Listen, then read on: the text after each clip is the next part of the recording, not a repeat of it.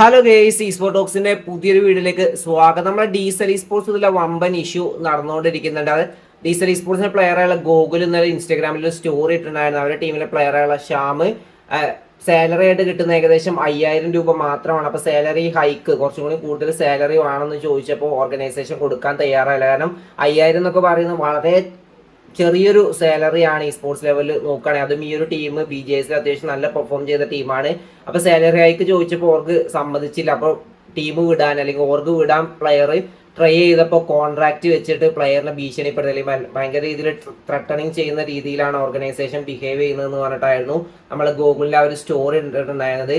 And diesel സ്പോർട്സിന്റെ ഭാഗത്തുള്ള മറുപടി നമുക്ക് ആ ഒരു കോൺട്രാക്റ്റിന്റെ ഫോട്ടോ ഡീസൽ സ്പോർട്സിന്റെ ഭാഗത്ത് നമുക്ക് കാണാനായിട്ട് സാധിച്ചു. അതിൽ ഫുള്ളി പറയുന്നത് ലീഗൽ ബോണ്ടായിട്ട് തന്നെ അതിൽ രജിസ്റ്റർ ചെയ്ത് സൈൻ ചെയ്തിട്ടുണ്ട് ഓരോ പ്ലെയേഴ്സും. ആ പ്ലെയർ പോകണമെങ്കിൽ വരെ ഓർഗനൈസേഷന്റെ സമ്മതം വേണം, എന്നാൽ മാത്രമേ പ്ലെയറിന് ആ ഒരു ടീമിൽ നിന്ന് പോകാൻ പറ്റുള്ളൂ എന്ന രീതിയിലൊക്കെയാണ് ആ ഒരു കോൺട്രാക്ട് ഉള്ളത്. ഇത് ഡീസൽ സ്പോർട്സിന്റെ മിസ്റ്റേക്ക് എന്ന് പറയുകയാണെങ്കിൽ BGSൽ നല്ല പെർഫോം ചെയ്തൊരു ലൈനപ്പാണ്. എന്നിട്ട് പോലും അവർക്ക് സാലറി ഹൈക്ക് കൊടുക്കുന്നില്ലെങ്കിൽ അത് വളരെ മോശമാണ്. 5000 എന്നൊക്കെ പറയുന്നത് വളരെ ചുരുക്കം, ഭയങ്കര ചെറിയൊരു സാലറിയാണ് നമുക്ക് ഈ സ്പോർട്സ് ലെവലിൽ BGSലൊക്കെ പെർഫോം ചെയ്ത ടീമിന് കൊടുക്കുന്നത്. ആൻഡ് പ്ലെയറിന്റെ ഇത് നോക്കുകയാണെങ്കിൽ ഇതുപോലുള്ള കോൺട്രാക്ട് ഒക്കെ സൈൻ ചെയ്യുകയാണെങ്കിൽ പ്ലെയേഴ്സ് നല്ല രീതിയിൽ ശ്രദ്ധിക്കേണ്ടതുണ്ട്. വെറുതെ ഒരു ഡോക്യുമെന്റ് വരുന്നു അവിടെ സൈൻ ചെയ്ത് വിടുകയല്ല, മൊത്തത്തിൽ നല്ല രീതിയിൽ വായിച്ച് മൊത്തത്തിൽ നോക്കിയതിന് ശേഷം മാത്രമേ നിങ്ങൾക്ക് ഈ ഒരു കോൺട്രാക്റ്റും കാര്യങ്ങളൊക്കെ സൈൻ ചെയ്യാവൂ. ഇപ്പം എന്തായാലും പെട്ടൊരു അവസ്ഥയാണ്. പ്ലെയറിന് പോകാനും പറ്റൂല, സാലറിയും കിട്ടില്ല. പിന്നെ ഓർഗനൈസേഷൻ ഇങ്ങനെ പോകാൻ വെച്ച ഒരു പ്ലെയറിനെ, പോകാൻ മനസ്സുകൊണ്ട് തയ്യാറായ ഒരു പ്ലെയറിനെ ടീമിൽ വെച്ചിട്ടും ഒരു കാര്യമില്ല. അവർ ചിലപ്പോൾ പെർഫോം ചെയ്തു ഒന്നും വരില്ല. അങ്ങനെ ഒരുപാട് ഇഷ്യൂസ് ആണ് ഇപ്പോൾ ഡീസൽ സ്പോർട്സിൽ നടന്നുകൊണ്ടിരിക്കുന്നത്.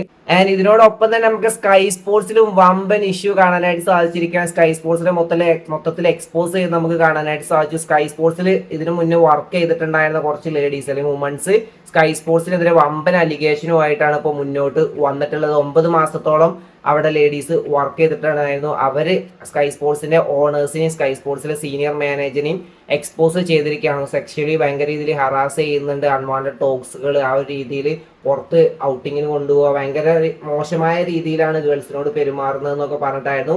ശിവനന്ദി അടക്കമുള്ള ഓണറിനോട് അടക്കമുള്ള ആൾക്കാർക്കെതിരെയാണ് ഈ ഒരു അലിഗേഷൻ വന്നിട്ടുള്ളത്. ഇപ്പോൾ റീസെന്റ് നമുക്ക് ഈ സ്പോർട്സ് ലെവലിൽ ഇതുപോലുള്ള സെക്ഷൽ ഹറാസ്മെന്റ് ഇപ്പോൾ റീസെന്റ് കുറെ കേൾക്കാനായിട്ട് സാധിക്കുന്നുണ്ട്. എന്നാലും സ്കൈ സ്പോർട്സിന്റെ ഓണേഴ്സിന്റെ ഭാഗത്തുനിന്നും ഇതുവരെ മറുപടിയും കാര്യങ്ങളൊന്നും കാണാനായിട്ട് സാധിച്ചിട്ടില്ല. ഒരു സ്റ്റോറി ഇട്ടിട്ടുണ്ടായിരുന്നു, വൺ സൈഡ് മാത്രമേ നിങ്ങൾ അറിഞ്ഞിട്ടുള്ളൂ, ഞങ്ങളുടെ സൈഡും കൂടി നിങ്ങൾ അറിയണം എന്നൊക്കെ പറഞ്ഞിട്ട്. പക്ഷേ ആ ഒരു ബാധിക്കപ്പെട്ട വുമൻസ് ട്വിറ്ററിലൂടെ അല്ലെങ്കിൽ എക്സിലൂടെ അതിന്റെ ഡോക്യുമെന്റും കാര്യങ്ങളൊക്കെ ഷെയർ ചെയ്തു, അതിൽ ചാറ്റും കാര്യങ്ങളൊക്കെ അവർ ഷെയർ ചെയ്തിട്ടുണ്ടായിരുന്നു. ഭയങ്കര മോശമായ രീതിയിലൊക്കെ സംസാരിക്കുന്നത് നമുക്ക് ആ ഒരു ചാറ്റിൽ കാണാനായിട്ട് സാധിക്കുന്നു. ആൻഡ് അടുത്തൊരു ഇൻഫോ എന്ന് പറഞ്ഞാൽ നമ്മളെ BGMയുടെ ഒഫീഷ്യൽ ഇവന്റ് റോണ്ടോ റാംപേജ് ക്രിയേറ്റേഴ്സിന് വെച്ചിട്ടുള്ള ആ ഒരു ഇവന്റ് ഇന്നലെ അവസാനിച്ചിട്ടുണ്ടായിരുന്നു. ഇന്നലെ നമുക്ക് ഏകദേശം 4ഓളം മാച്ചുകൾ കാണാനായിട്ട് സാധിച്ചു. First match normal classic match ആയിരുന്നു റോണ്ടോ മാപ്പിൽ ഉണ്ടായിരുന്നു. അവിടെ ടീം ഒമേഗ 8 ഫിനിഷേഴ്സോട് കൂടിയിട്ട് 23 പോയിന്റ് സ്വന്തമാക്കി. ജപ്പാൻ ഒരു ഫിനിഷ് പോയിന്റ് അടക്കം 1 പോയിന്റ് മാത്രമേ സ്വന്തമാക്കാനായിട്ട് സാധിച്ചുള്ളൂ. മാച്ച് 2 എന്ന് പറയുന്ന സ്നൈപ്പേഴ്സ് മാത്രം യൂസ് ചെയ്തുള്ള മാച്ചായിരുന്നു. അവിടെ ഫ്ലിക്ക് വൈറ്റിന്റെ ടീം 13 ഫിനിഷ് പോയിന്റോട് കൂടി 28 പോയിന്റ് സ്വന്തമാക്കി. നമ്മുടെ ജപ്പാന്റെ ടീം 10 പോയിന്റും സ്വന്തമാക്കി. മാച്ച് 3 ഷോട്ട് ഗണ്ണ് വെച്ചിട്ടുള്ള മത്സരമായിരുന്നു. അവിടെ ലോൾസിന്റെ ടീം 6 ഫിനിഷേഴ്സോട് കൂടിയുള്ള ചിക്കൻ ഡിന്നർ സ്വന്തമാക്കി. ടീം ഒമേഗ അവിടെ 28 ഫിനിഷേഴ്സോട് കൂടി 38 പോയിന്റ് ആണ് സ്വന്തമാക്കിയത്. ഷോട്ട് ഗണ്ണ് എന്ന് പറഞ്ഞപ്പോൾ തന്നെ എക്സ്പവറിന്റെ ഒരു ഡോമിനേഷൻ ആണ് കാണാനായിട്ട് സാധിച്ചത്. എക്സ്പവർ സോളോ 12 ഫിനിഷേഴ്സ് ആണ് ടീം ഒമേഗക്ക് വേണ്ടി സ്വന്തമാക്കിയത്. സ്ലഗും വേറെ ലെവൽ പെർഫോമൻസ് കാഴ്ചവെച്ചു. ജപ്പാൻ ഒരു പോയിന്റ് പോലും സ്വന്തമാക്കാനായിട്ട് സാധിച്ചില്ല. ലാസ്റ്റ് മാച്ചിൽ മോർട്ടലിന്റെ ടീം ആ ഒരു മിലി വെപ്പണിൽ ചിക്കൻ ഡിന്നർ സ്വന്തമാക്കി. അങ്ങനെ 8ാം സ്ഥാനത്ത് നിന്നും 1ാം സ്ഥാനത്തേക്ക് എത്തിക്കൊണ്ട് 111 പോയിന്റ് ടീം ഒമേഗ ആ ഒരു ചാമ്പ്യന്മാരായി. 2,40,000 രൂപ അവർ സ്വന്തമാക്കി. 99 പോയിന്റ് ലോൾസ് ആ ഒരു സെക്കൻഡ് പൊസിഷനിലേക്ക് എത്തി. 1,40,000 രൂപ അവർ സ്വന്തമാക്കി. തേർഡ് ഫ്ലിക്ക് വൈറ്റ് ആണ് എത്തിയത്, സെയിം 99 പോയിന്റ് ആണ്. പക്ഷെ പ്ലേസ്മെന്റ് പോയിന്റ് ലോൾസിന് കൂടുതലായതുകൊണ്ട് അവർ സെക്കൻഡ് എത്തി.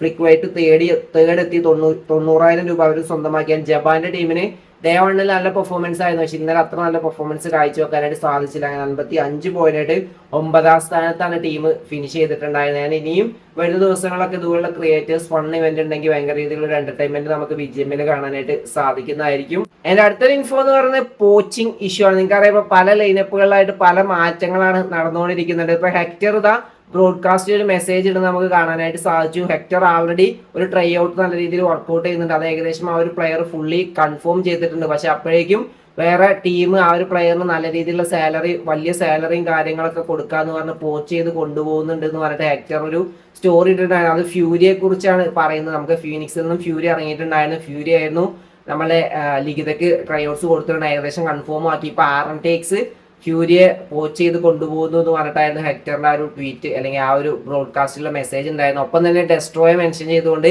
ഡെസ്ട്രോക്കും ഇതുപോലെ നടക്കുന്നില്ല എന്നുള്ള രീതിയിലുള്ള ഒരു ക്വസ്റ്റ്യൻ മാർക്കോട് കൂടിയിട്ടുള്ള ഒരു മെസ്സേജും കൂടി ആ ഒരു ബ്രോഡ്കാസ്റ്റിൽ ഹെക്ടർ ഇട്ടിട്ടുണ്ടായിരുന്നു. എന്തൊക്കെയാണ് ഇപ്പൊ നടക്കുന്നത്, വമ്പൻ കോച്ചിങ് ആണോ നമ്മളെ ഇതിൽ നടക്കുന്നത്, നിയോ ഗോഡ്സിലേക്ക് വരുന്നു എന്നുള്ള ഇൻഫോവും നടക്കുന്നുണ്ട്. നമുക്ക് നോക്കാം, എന്തായാലും അനൗൺസ്മെന്റ് വരുമ്പോൾ അറിയാം ആരൊക്കെയാണ് ഏതൊക്കെ ലൈനപ്പിലേക്ക് ജോയിൻ ചെയ്യുന്നതെന്ന്. അപ്പൊ ഇന്നത്തെ വീഡിയോ ഇഷ്ടപ്പെട്ട ലൈക്ക് അടിക്കാൻ, നിങ്ങൾ കമന്റ് രേഖപ്പെടുത്താൻ. അടുത്ത വീഡിയോ ചെയ്യുന്നവരെ ബൈ ഗൈസ്.